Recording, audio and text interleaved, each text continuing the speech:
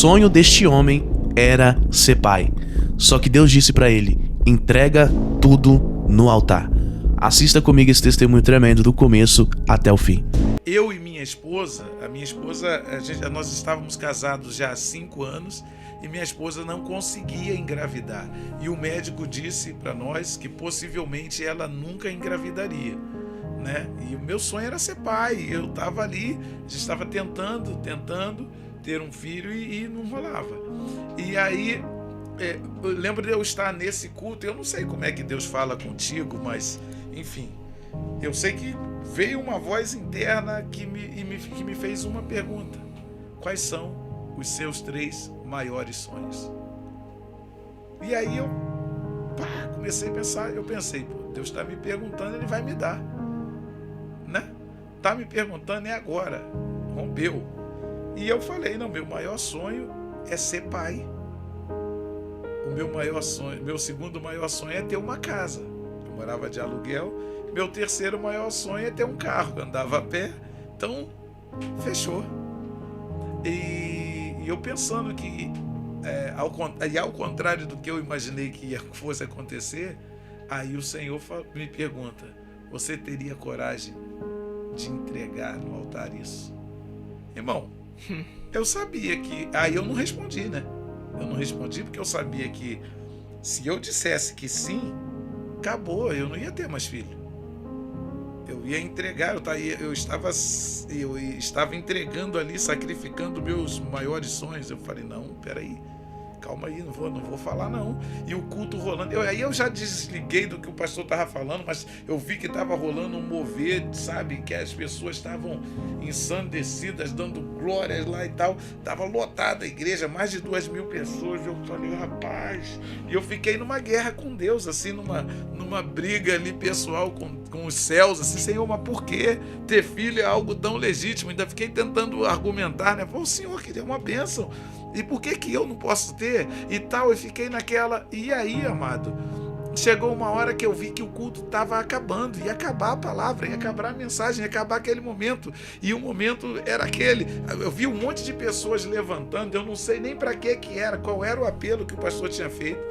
Se fosse para aceitar Jesus, eu ia achar que eu estava aceitando de novo, porque eu levantei, entrei no meio do povo e fui lá, chegou lá no altar, eu me prostrei e eu falei, Senhor, não tem nada que eu ame mais do que a sua presença. Não tem nada que eu ame fazer mais do que estar contigo. Não tem nada que eu queira mais do que te servir, do que agradar teu coração. Então, tá aqui. Eu tô aqui, entregando o meu filho no teu altar. Tá aqui. Tô aqui. Eu moro, se for para estar no centro da tua vontade, experimentando o que eu tenho experimentado, eu fico sem filho o resto da vida. E tá aqui. Se for para estar segundo o teu coração, eu moro de aluguel o resto da vida, eu fico a pé o resto da vida e tá tudo certo. Tá aqui no teu altar. Mano, aquele dia eu na minha história, eu acho que eu nunca chorei. Não me lembro. Nunca. Não. Posso te afirmar, eu nunca chorei tanto como naquele dia. Mas eu chorava de gritar. As pessoas que estavam do lado assustavam. Assim. Eu gritava porque doía, cara. Você não tem noção. Doía de verdade, assim. Doía sério, assim. Sabe, uma dor na alma, um negócio assim. Foi E aí, rapaz, eu me lembro de eu, sabe, tá ali. Quando eu me dei conta, o culto já tinha acabado. A igreja já estava vazia, já estavam apagando as luzes. Eu estava no altar, o Deco Rodrigues, o nosso baixista lá do Trazendo a Arca, ele e minha esposa assim, sentados, me esperando, eles não sabiam o que fazer comigo. Eles me pegaram, o Deco me pegou pelo braço assim, minha esposa me pegou pelo outro, eu levantei quieto, assim, chorando, né? Mas em silêncio. O Deco estava com o carro do pai dele, a gente entrou no carro assim, eu fui calado, mudo. Eu não contei para minha esposa que eu tinha acabado de fazer. Eu não contei para ela que nós nunca mais teríamos filho. Eu não contei para ela. Eu entrei mudo no carro, cheguei mudo em casa, mudo fiquei. Ela estava assustada, ela estava até com medo de me perguntar que tinha acontecido e eu sei que eu fui pro quarto. Essa não tem como nem me vangloriar, porque essa já estava pronta no céu. Eu fui pro quarto, peguei o violão e comecei a cantar, literalmente. Eu acho que foi a música mais rápida que aconteceu na nossa vida, na minha vida. Ela, em meia hora a música estava pronta, 20 minutos. A quem tenho eu no céu, além de ti? E não há na terra quem eu queira mais que a ti. Estou apaixonado,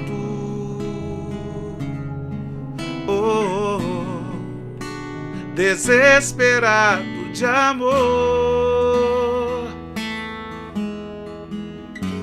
Eu estou disposto a morrer por ti.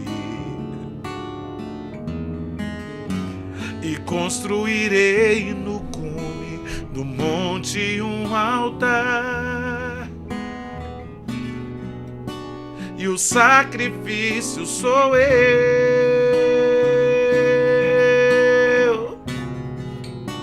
E o sacrifício sou eu. Abro mão dos meus sonhos, abro mão dos meus planos, abro mão da minha vida por ti. Abro mão dos prazeres e das minhas vontades, abro mão das riquezas por ti. Estou apaixonado. Essa aí, e foi assim. E eu contei para ela algumas semanas depois. O Senhor colocou no nosso coração, lá dos músicos, o desejo de fazer um jejum total, só na água. Ia ficar só na água durante uma semana. Aí falou, cara, isso em casa é bem difícil você conseguir fazer isso. Então vamos para a igreja, vamos ficar acampados na igreja. E aí fomos. E aí ela, curiosamente, falou, não, nesse eu vou também. Vou nesse jejum total aí. Tô falando disso já uns 3 meses depois desse episódio aí, né, da música. Aí, curiosamente, ela falou, nesse eu vou também e tal. E fomos. Primeiro dia, ok. Segundo dia, ok. Terceiro dia, ela começa a passar mal, passou muito mal. A gente teve que correr com ela pro hospital. Aí levamos ela pro hospital e os médicos foram fazer uma série de exames e tal, vamos ver. E aí o médico fala, pai, vocês são loucos. Como é que a mulher grávida, vocês estão fazendo jejum, como é que a mulher grávida tá fazendo jejum, cara? Descobriu que estava grávida do nosso primeiro filho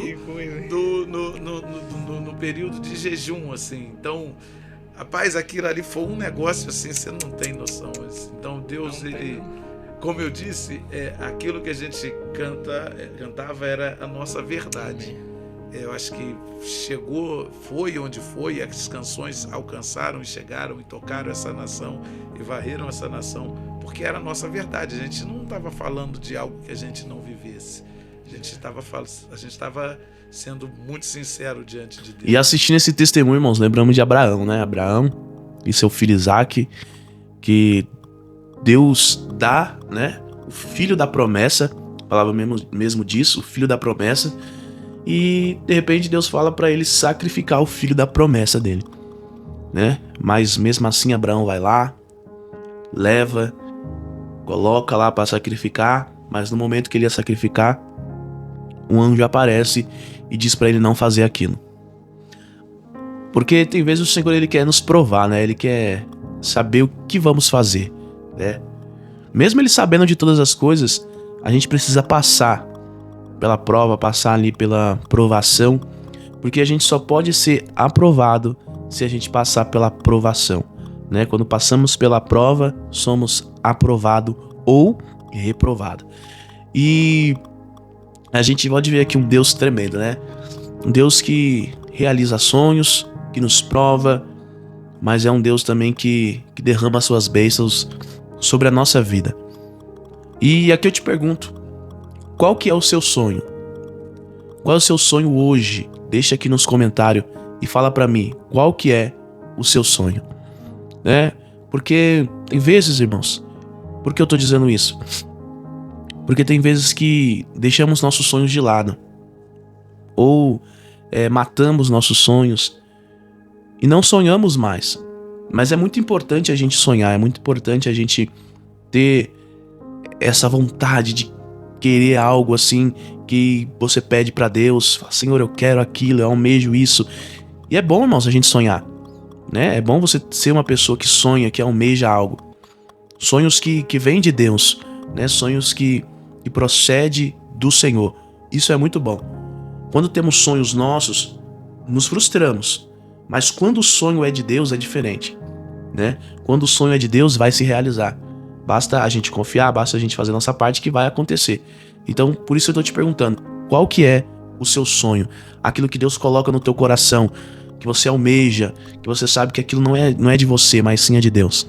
Deixa aqui nos comentários que eu vou continuar reagindo com você, amém? Deus abençoe sua vida poderosamente. Fica na paz, irmãos, e até o próximo vídeo.